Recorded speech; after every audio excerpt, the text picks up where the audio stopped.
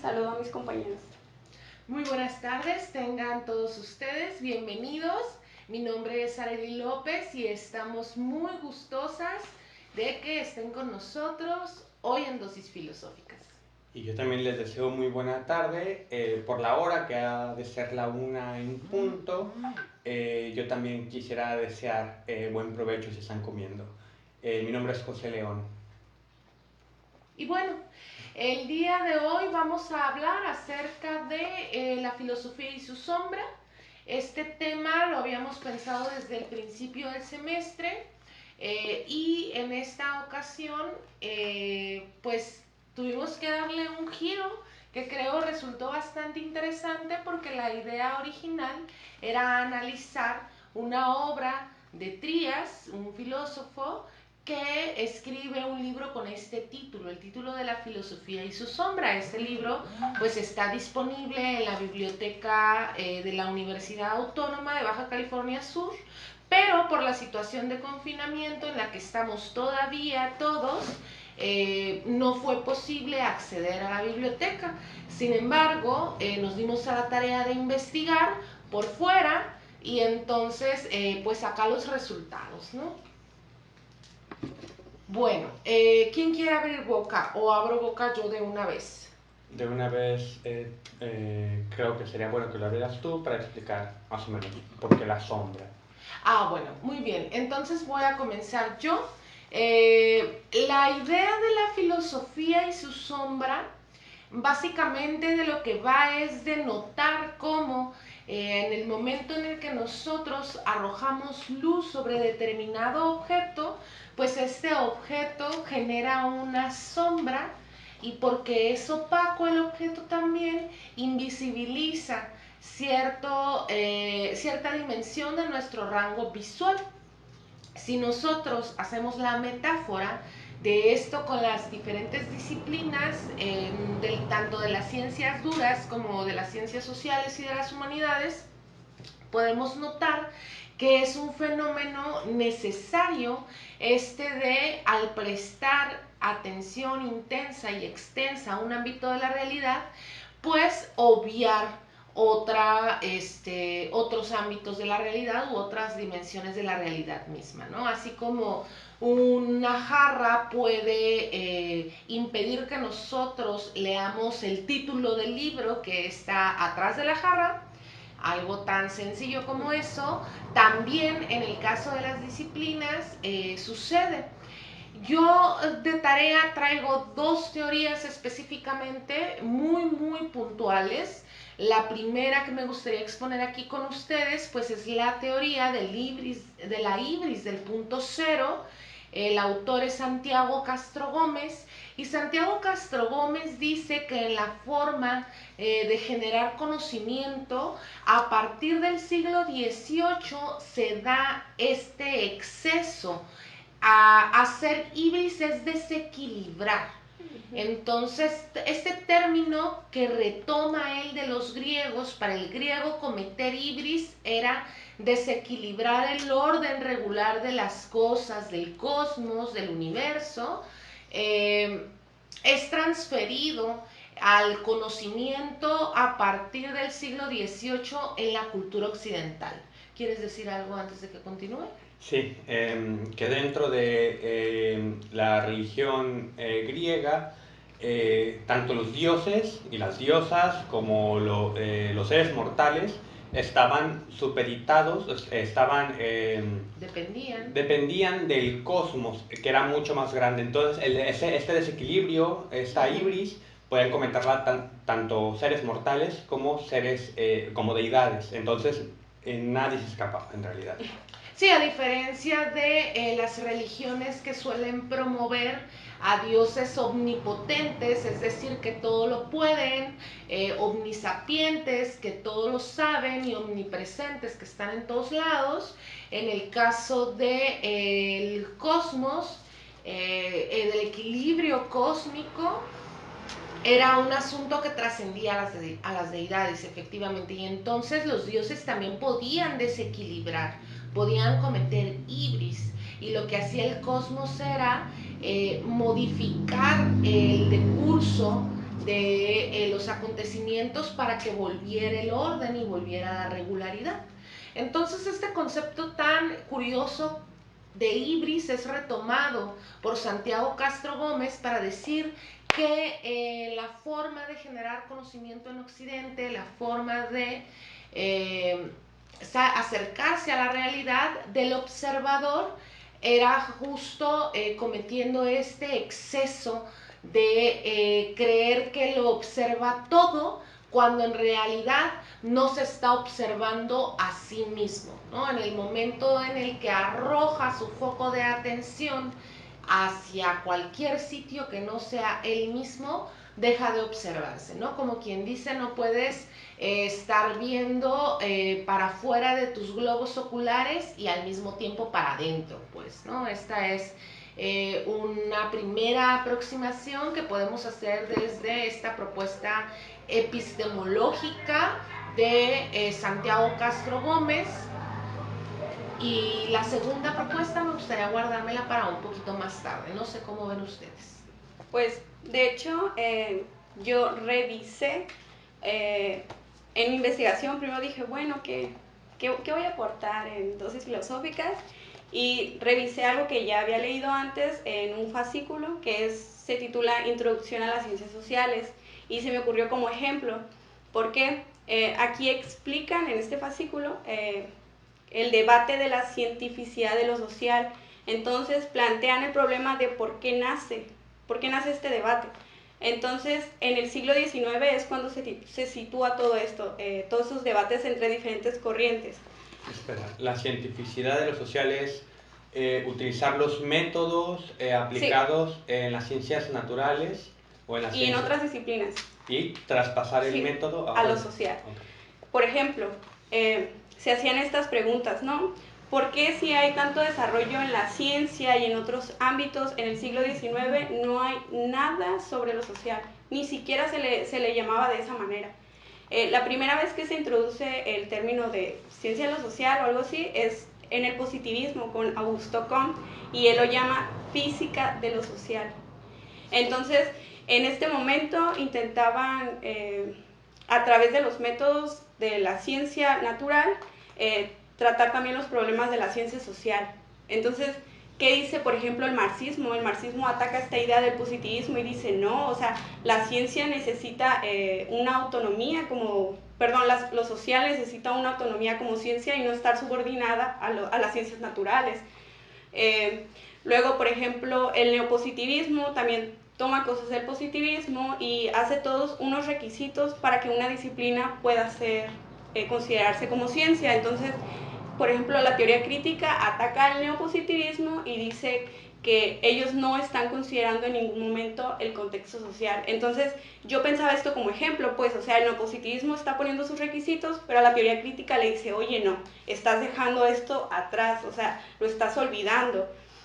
Y, bueno, pensaba por ejemplo, pues por eso salió, porque la gente se preguntaba, oye, ¿por qué si hay tantos progresos, la sociedad sigue pasando hambre? ¿Por qué un estudiante universitario no puede encontrar empleo? ¿Por qué hay tanta delincuencia? O sea, ¿por qué estas cosas están pasando en lo social y no se tratan en otras disciplinas? Claro, y que ya traído a la contemporaneidad es este problema de la diferencia entre la epistemología y la ética, ¿no? Que mucha gente considera que el conocimiento nos debe volver automáticamente bondadosos, cuando no necesariamente tener conocimiento implica que vayamos a tomar alguna postura ética específica, ¿no? Aunque es deseable, y de hecho me atrevería a afirmar que es imposible no tomarla, aunque sea de forma inconsciente. Lo cierto es que con fines de análisis y de síntesis sí hay una distinción, obviamente, entre epistemología, ética, y además es deseable, ¿no? que exista esta distinción para poder explicar estas preguntas que surgen en los albores de la explicitación de las ciencias sociales y su necesidad de autonomía. Pues de hecho, hoy en día, pues cuántas, en múltiples universidades hay carreras de sociología y todo eso. O sea, hoy en día pensar en dónde vamos a trabajar el ámbito de lo social, o sea, es como un logro, ¿no? Claro. De hecho, está esta postura justamente la cientificista, creer que el único conocimiento válido es aquel que está generado desde los métodos de las ciencias naturales, tanto así, y perdón, pero me saltó muchísimo, llamar ciencias duras a las ciencias naturales es síntoma de ello. Llamar las ciencias duras como si los métodos empleados por las ciencias sociales, la filosofía, la psicología, no tuvieran un respaldo epistemológico, material, metodológico, que no teorizara sobre todo ello y que fueran menores o fueran inferiores de una u otra manera. Entonces, el usar creer en esta idea de que solo el método científico o solo los métodos empleados por la ciencia, los criterios usados por la ciencia son los únicos válidos, está invisibilizando muchísimas cosas, porque hay cosas que no podemos transitar de un juicio de hecho a un juicio de valor, y es algo que no puede hacer la ciencia por sí sola. Claro, y cuando presupones que lo duro es positivo, ¿no? Porque podrías suponer que es lo negativo, como Milán Kundera. Pero bueno, léanse El insoportable levedad del ser. Pues yo estuve viendo pues que, o sea, hay muchas posturas, pero, o sea, sí se ha demostrado, por ejemplo, que esto de lo social, o sea, cumple con los mismos requisitos que las ciencias naturales. El uso del método, el uso riguroso de una investigación, comprobación, aunque diferentes. Sí, y pues ya vamos viendo, ya vamos empezando a entender, creo, con esos ejemplos, más la idea de la filosofía y su sombra. Cómo se puede iluminar algo, pero a la vez que iluminas algo, oscureces, lo resguardas en penumbra lo demás. Cómo te enfocas en una cosa, pero no ves el todo, porque también ver el todo sería sumamente complicado. Hay de hecho un debate muy similar sobre todo en la modernidad, en Europa también, muy eurocéntrico, este debate entre la razón, el intelecto y las emociones o sí, los sentimientos, las emociones, la pasión. Tanto así que existen corrientes como el positivismo que dicen la razón, y hay corrientes que se oponen como el romanticismo que dicen no, la pasión. Los humanos somos pasionales y es un, por así decirlo, un falso dilema, porque no podemos, es un falso dilema, no es probablemente, es un falso dilema, porque no solo somos una cosa u otra, somos ambas cosas, y cuando interviene la razón también interviene la pasión, los gustos, lo que consideramos valioso o no, la experiencia. No tampoco puede ser solamente intelecto sin experiencia, ni experiencia sin intelecto. Entonces es como creer que podemos ejercitar el entendimiento y que no intervenga de ninguna manera nuestras inclinaciones. O sea, ser neutral. Sí, o sea, que no intervenga nada más que la razón sería, diría yo, que imposible. Fíjate que retomando un poquito la metáfora de la filosofía y su sombra, o sea, que la luz arrojada sobre un objeto invisibilice otro objeto, solo lo invisibiliza, ¿no? O sea, no lo desaparece de su existencia, de hecho, sino solo lo oculta. El ejemplo que yo quería poner aquí era con Luis Villoro, Creer, Saber, Conocer, que él habla de dos conceptos, razones y motivos. Y dice que en el lenguaje cotidiano se confunden estas cosas. Porque mi motivación era, o yo tenía mis motivos, se dice. Dice que las razones, pues tienen que ver cómo justificas tal cosa, tal creencia. Yo creo que la mesa está aquí y la justifico hablando de argumento de que la puedo ver, de muchas cosas. Pero las motivaciones que no sustituyen las razones es pues este impulso para hacer las cosas, para movernos, es este punto para empezar. Por ejemplo, yo puedo argumentar sobre un tema específico, la eutanasia, y mi motivación puede ser la búsqueda de la verdad, puede ser que tengo un familiar cerca, y aunque yo tenga un familiar cerca que quiera practicarse la eutanasia, eso no elimina que yo tenga razones que de hecho justifiquen la creencia y que puedan demostrar o por lo menos defender la idea que sostengo. Claro. Sí, perdón, lo que pasa es que lo tengo muy fresco, justo ahí al lado tuyo en la mesa está el apunte, ¿no? Y las que tiene ahí tinta rosa, ajá, la libretita, porque justo la distinción, ¿no? Te decía para ti, ¿no? Porque lo acabo de repasar para una clase de un seminario, pero el punto ahí, la diferencia específica entre los motivos y las razones, pues es la deliberación racional, ¿no? Mientras el motivo puede ser un impulso que no necesariamente lleva dentro de sí una deliberación racional, la razón sí requiere esa deliberación. Sí, entonces esta luz que se arroja sobre la razón y que oculta a nuestra demás humanidad, porque no solo somos razón, pues lo vuelve incompleto el cuestionamiento, lo vuelve incipiente, lo vuelve... Sí, sectorizado, ¿no? Sectorizado, entonces creer que solo somos seres herméticos o que los científicos o las científicas son seres herméticas, son personas herméticas que no tienen conceptos previos, que no tienen experiencias previas, que también intervienen en la investigación, es un error. Claro, implica a su vez el pensar en los límites y los alcances del conocimiento, que Italia un poquito nos va a platicar al respecto, ¿cierto, Italia? Sí, estuve revisando el libro de Bertrand Russell que se llama Los problemas de la filosofía. Librazo. Solo como acotación, siempre se preguntan cómo empezar con la filosofía y ese es el libro que yo recomiendo para empezar con la filosofía. No, yo no lo recomendaría, la verdad. Creo que necesitas tener un mínimo de bagaje antes de leerlo. Y yo creo que es lo suficientemente fuerte, o sea, lo suficientemente abismal como para moverte el suelo y decir si voy a entrarle o no voy a entrarle. No, hay un libro de Gutiérrez Sáenz, creo, que también se llama así, Introducción a la filosofía, a la ética, a la lógica. A la lógica, no recuerdo, pero tiene toda una sección de todos los principales problemas de la filosofía a lo largo del tiempo. Tiene una historia de la filosofía en general, una introducción. Ajá, es esa, sí. yo recomendaría esa. Pero bueno, el caso es que revisé el libro Los problemas de la Deberíamos filosofía. hacer un programa sobre eso.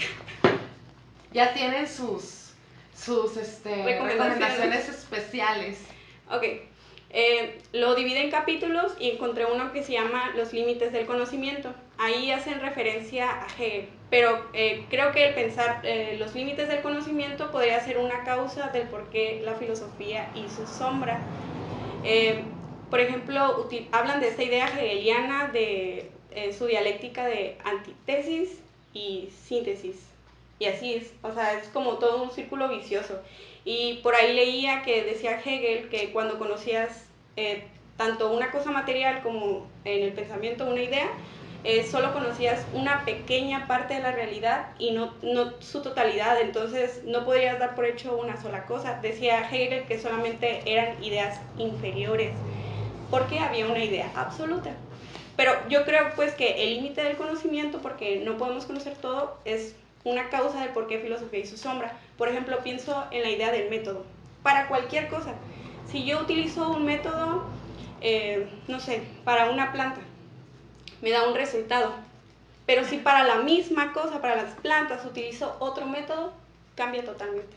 Entonces, es esta idea pues... O si cambias de planta con el mismo método. Sí, o si cambio de planta con el mismo método. O sea, son como pequeñas fracciones de la realidad. Y creo que hay dos niveles ahí, ¿eh? Un nivel humano y uno individual, por así decirlo. Uno individual porque debemos fiarnos de otros especialistas en otras cosas, porque no podemos ser físicos, matemáticos, aunque biólogos. Antes intentaban abarcar todo. Historiadores, filósofos, psicólogos, lógicos, o sea, sí. Se nos va la vida. Entonces, esa es una primera limitante.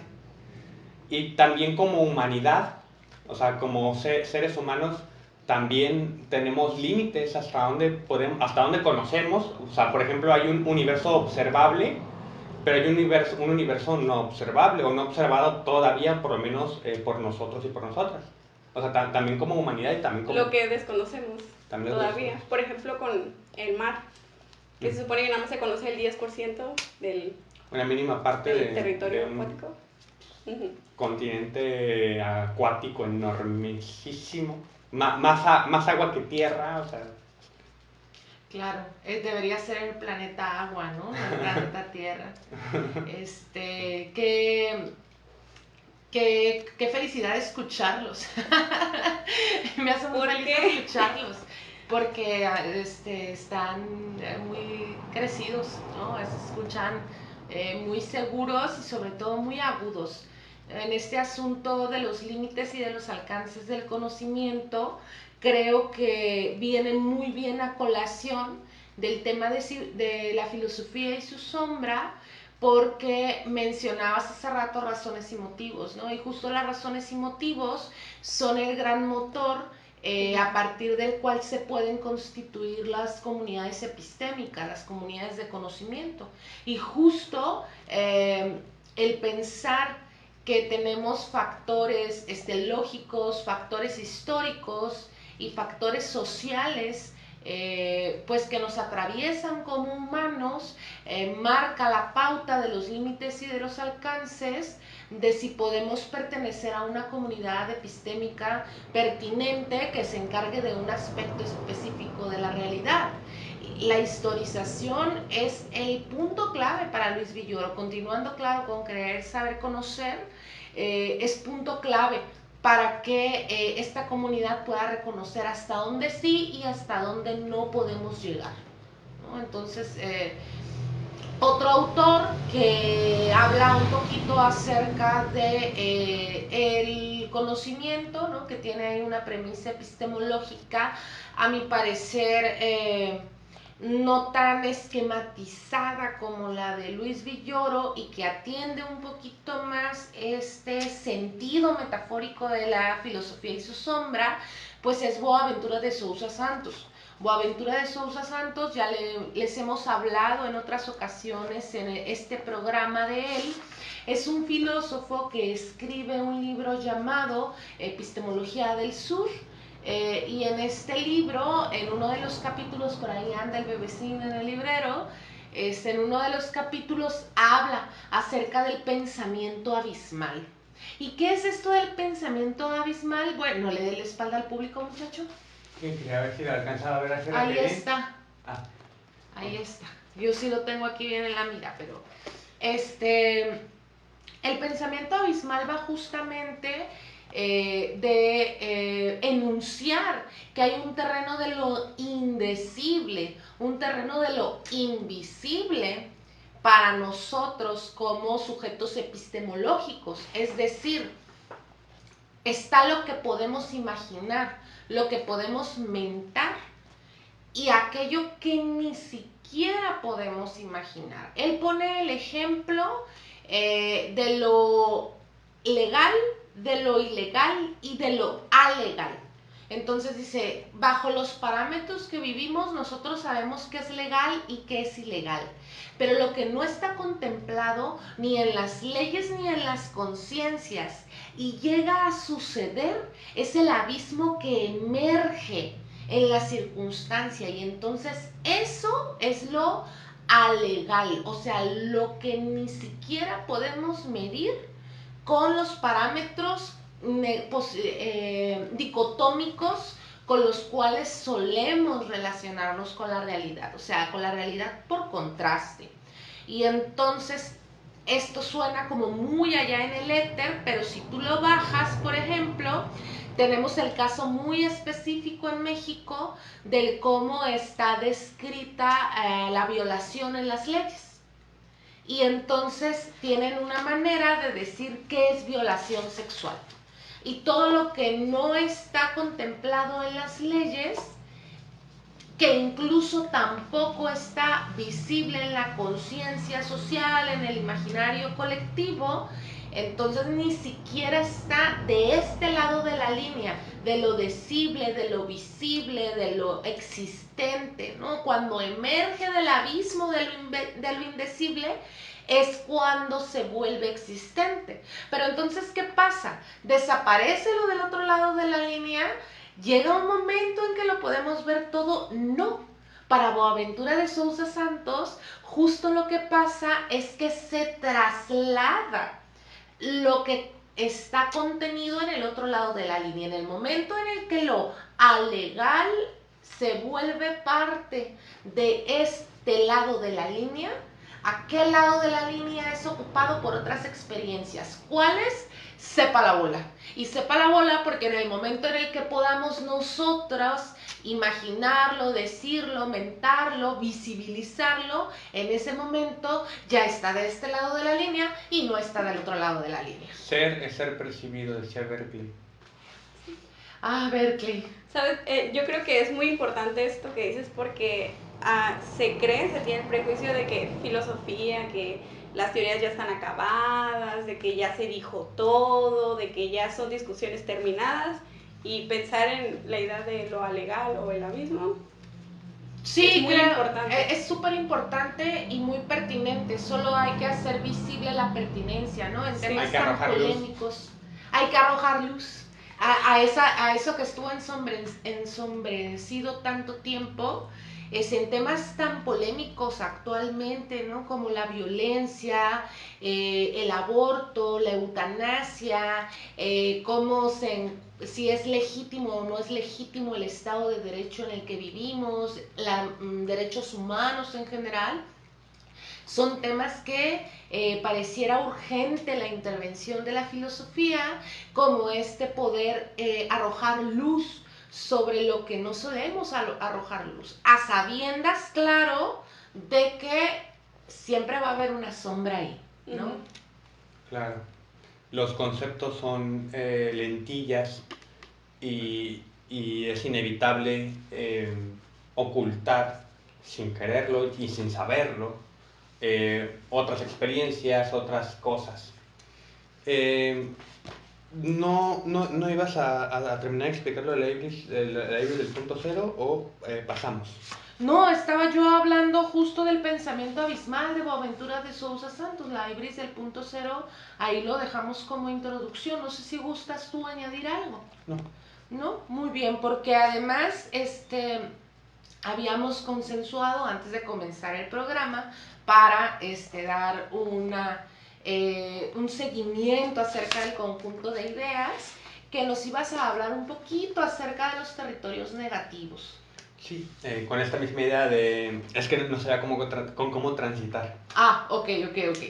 En esta misma idea de la filosofía y su sombra, traigo esta idea de los territorios negativos, de cómo ciertas ideas o ciertos sistemas o ciertas motivaciones quizá están fundamentadas en algo, crean una dicotomía o un maniqueísmo, es decir, un aquí y un allá.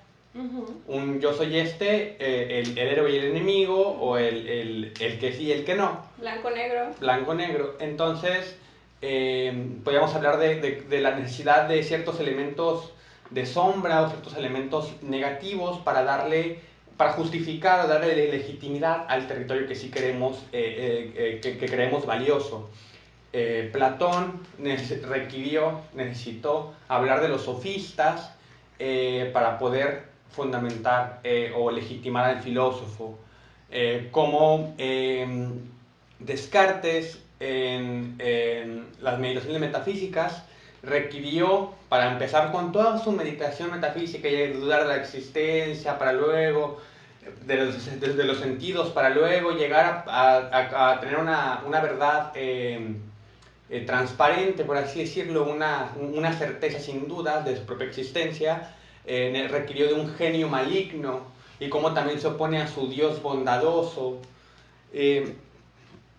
Y también es como esto de la razón y la pasión que se hablaba antes, como para legitimar a la razón se busca agravar a la pasión, como mencionar los excesos de la pasión para justificar la razón. Entonces también este movimiento de ensombrecer, pero la necesidad de la sombra también, pues, cómo nos oponemos a algo o cómo se opone a algo para justificar lo propio.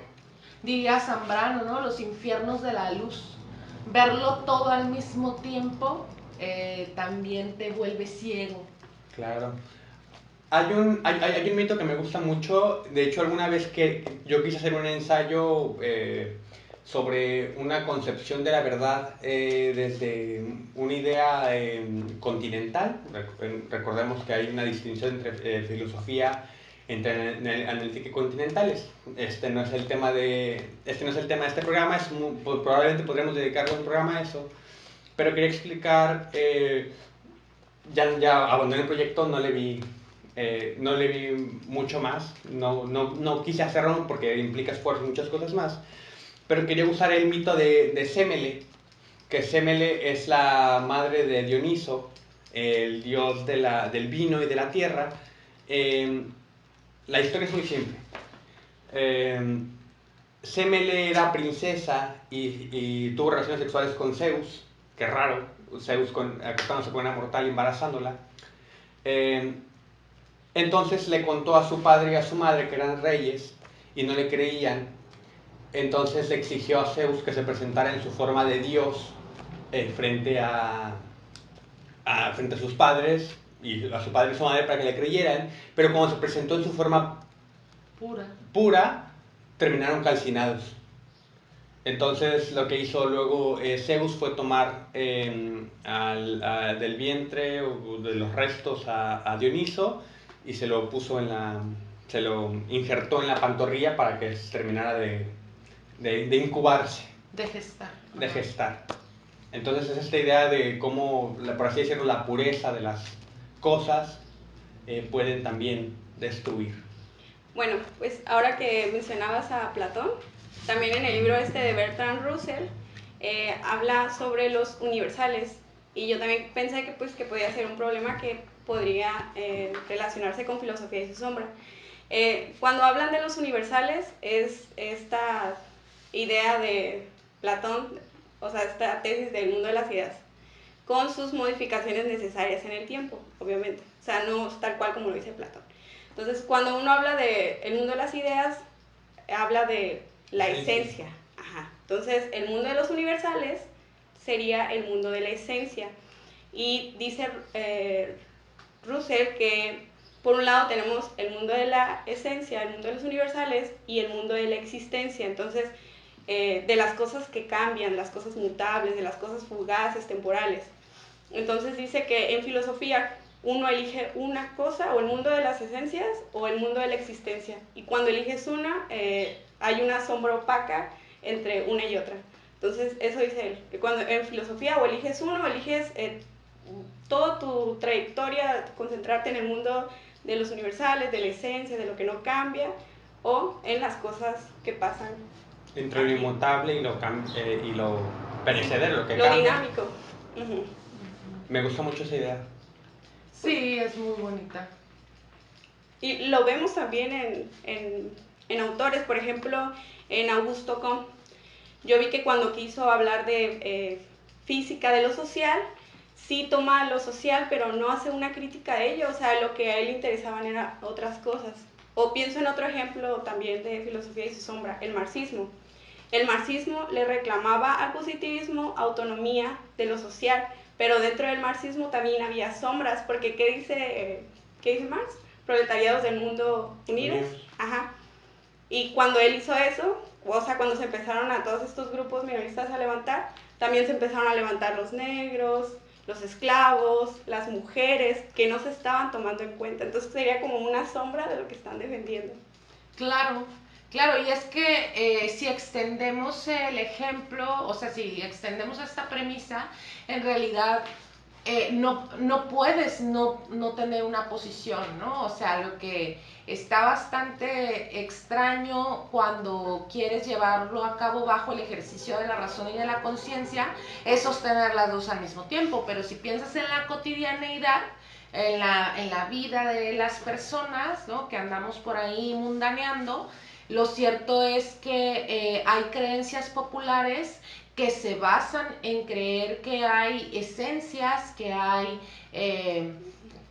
asuntos que no pueden ser transformados, inmutables, imperturbables, y que hay también asuntos y aspectos que necesariamente se transforman, ¿no? Y esta dicotomía, estas dos caras de la moneda del ser, si la moneda es el ser, una cara es la esencia y la otra es la existencia, han venido dando vueltas, girando en lo que tenemos registrado como historia misma de la especie, ¿no? O sea, desde el pleito de que si nos bañamos o no en el mismo río, hasta la contemporaneidad, cuando todavía se están debatiendo en qué punto de la existencia puede llamarse a un ser humano.